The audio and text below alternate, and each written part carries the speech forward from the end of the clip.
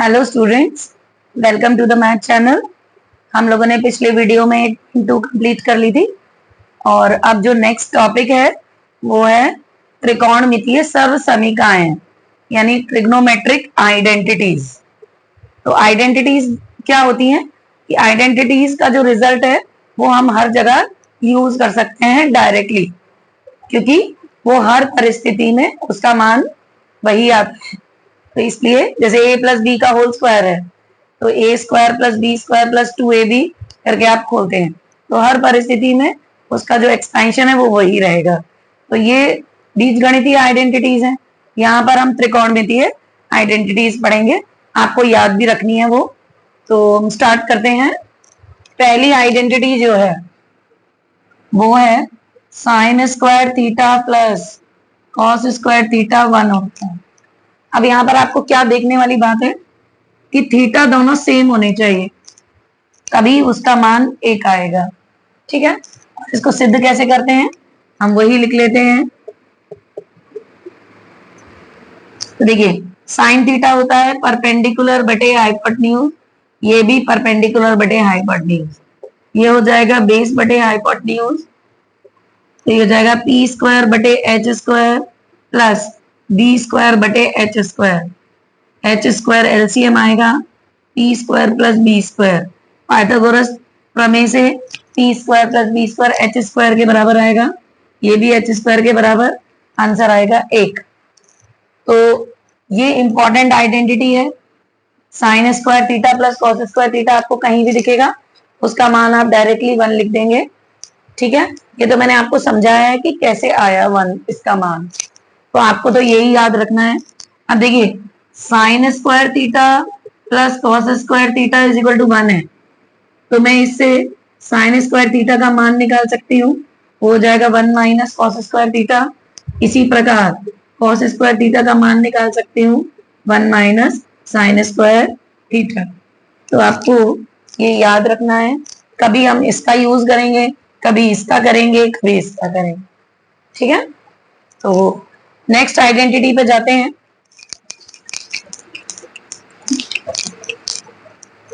Second identity है आपकी sec square theta minus tan square theta is equal to 1, ये भी 1 होता है। अब यहाँ पर माइनस आया है, यहाँ पर प्लस था, तो सेक थीटा होता है हाइपोटेन्यूज स्क्वायर बटे base square minus P square बटे B square. B square LCM आएगा, हाइपोटेन्यूज में से पी स्क्वायर जाएगा तो बी स्क्वायर बचेगा पाइथागोरस प्रमेय से, इसका आंसर भी 1 आएगा। तो अगली आइडेंटिटी आपकी जो हो गई, आप नोट करते जाइए आइडेंटिटीज और इनके रिजल्ट्स जो हम यूज करेंगे। Sec square theta minus tan square theta 1 होता है। सेक स्क्वायर थीटा का मान 1 प्लस टेन स्क्वायर थीटा भी होता है और टेन स्क्वायर थीटा का मान सेक स्क्वायर थीटा माइनस 1 होता है। तो आपको ये याद रखना है।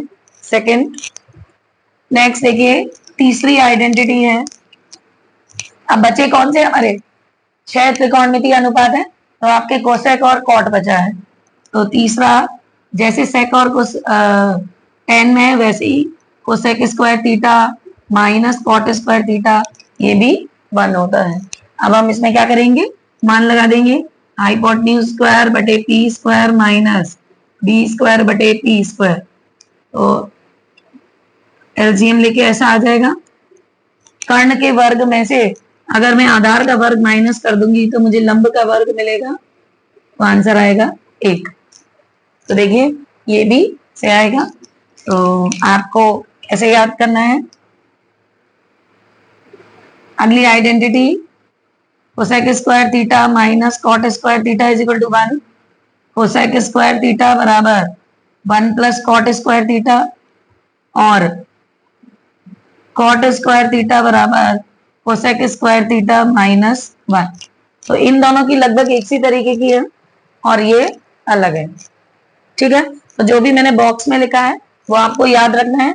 दूसरा, आपको सवालों को हल करने के लिए आपस में इनकी रिलेशन याद रखने हैं।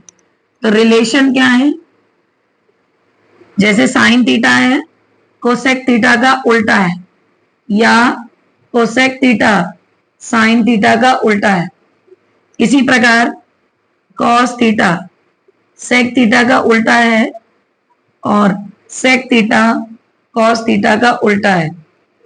टेन थीटा कॉट थीटा का उल्टा है या कॉट थीटा टेन थीटा का उल्टा है। और एक और आता है टेन थीटा बराबर साइन थीटा बटे कॉस थीटा, तो फिर कॉट थीटा हो जाएगा कॉस थीटा बटे साइन थीटा। तो जो भी मैंने बोर्ड पर लिखा है और इसको आप स्क्रीनशॉट ले लीजिए और इसको आप याद रखेंगे, सारे रिलेशंस याद रखेंगे, सारी आइडेंटिटीज याद रखेंगे, उस पर बेस्ड हमारे सवाल होंगे। और बाकी जो हमने बीजगणितीय आइडेंटिटीज पढ़ी हैं, जो भी हमने मैथमेटिक्स पढ़ी है, वो तो यूज होगी। देखिए जो हमने आइडेंटिटीज पढ़ी हैं और जो हमने रिलेशंस पढ़े हैं, उन पर बेस्ड एक क्वेश्चन है। क्वेश्चन को पहले समझ लीजिए। अनुपात कॉस ए, टेन ए और सेक ए को किसके रूप में लिखना है? साइन ए के पदों के रूप में लिखना है। यानी कॉस ए बराबर साइन के रूप में ही लिखना है, जैसे कि मैं बता देती हूँ। तो देखिए पहला है कॉस ए और साइन ए। तो अभी हमने पढ़ा साइन ए और कॉस ए में क्या रिलेशन होता है?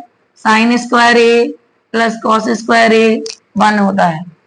मुझे कॉस ए का मान निकालना है, तो कॉस स्क्वायर ए बराबर साइन स्क्वायर ए को उधर लेके जाऊंगी तो 1 माइनस साइन स्क्वायर ए हो जाएगा।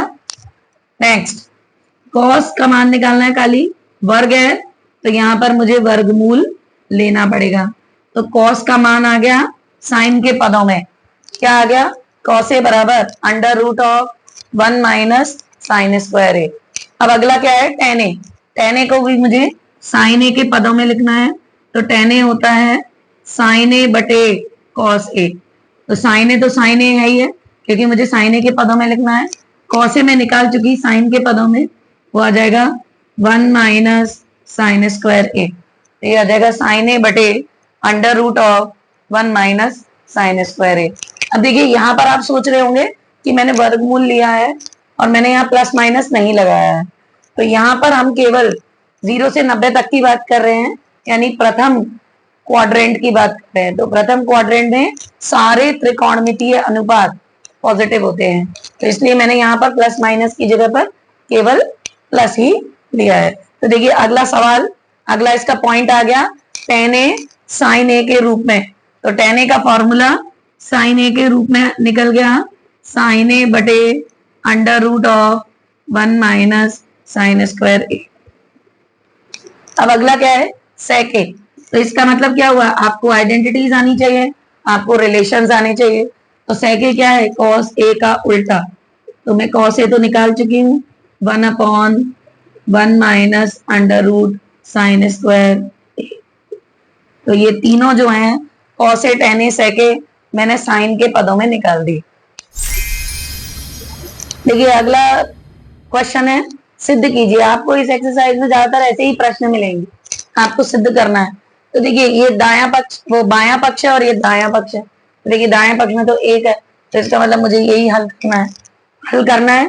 तो ज्यादातर क्या होता है कि आपको हल करने के लिए साइन और कॉस में बदलना होता है, ज्यादातर 80% सवालों में। तो देखिए सेक ए को मैं क्या लिख सकती हूँ? मैं इसमें लेफ्ट हैंड साइड लूंगी, सेक ए 1 माइनस साइन ए, सेक ए प्लस टेन ए। तो सेक ए हो जाएगा 1/cos ए, 1 माइनस साइन ए। इसको मैं लिखूंगी 1/cos A plus sign A बटे cos ए। लिख सकते हो ऐसे। देखिए 1/cos ए गुणा, सब ऊपर वाली चीजें गुणा हो जाएंगी, 1 माइनस साइन ए। और ये वाली चीज कैसे आएगी? देखिए मैं इधर बता देती हूँ आपको। कॉस ए अगर मैं एलसीएम लूंगी तो मैं इसको ऐसे लिख सकती हूँ, क्योंकि दोनों के नीचे ही कॉस ए है। तो ये आ जाएगा 1 प्लस साइन ए और नीचे कॉस। देखिए ए प्लस बी, ए माइनस बी, ए स्क्वायर माइनस बी स्क्वायर होता है, और नीचे कॉस ए गुणा कॉस ए, कॉस स्क्वायर ए। देखिए 1 माइनस साइन स्क्वायर ए बटे कॉस स्क्वायर ए आ गया ये। और हमने पढ़ा था sine square A plus cos square A is equal to 1। आपको याद नहीं रहता तो आप इस हिसाब से भी कर सकते हैं। तो कॉस स्क्वायर ए बराबर 1 माइनस साइन स्क्वायर ए। तो इसका मतलब 1 माइनस साइन स्क्वायर ए का मान आ जाएगा कॉस स्क्वायर ए, और ये भी कॉस स्क्वायर ए, दोनों कैंसिल हो जाएंगे, आंसर आ जाएगा 1। लेफ्ट हैंड साइड बराबर right hand side, hence proved. देखिए सवालों को देखकर घबराना नहीं है। मैंने आपको बताया कि कोई भी सवाल है अगर हम उसको साइन और कॉस में बदल देते हैं, बदल सकते हैं, तो ज्यादातर सवाल वैसे ही होते हैं।